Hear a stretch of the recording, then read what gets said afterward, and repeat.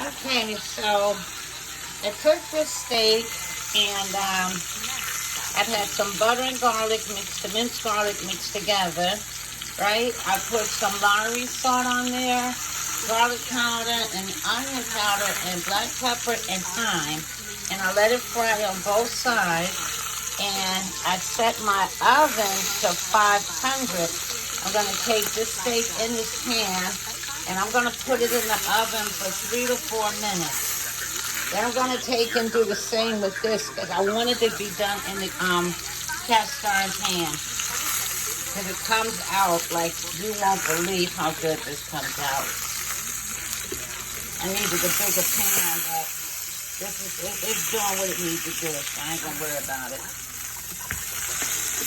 Look at that. Huh? See that? I'm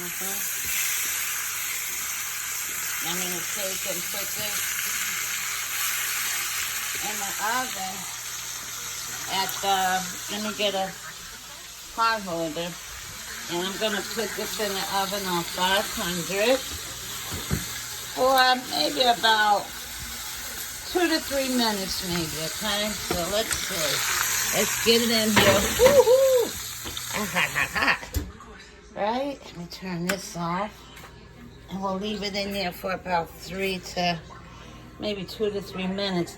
Then I'm going to take it out and put it on this pan. Then I'm going to take these two and I'm going to do the same thing.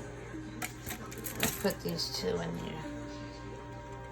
And I had to take a little bit of this to see what it tastes like, of course. And it's really good. It's real tender.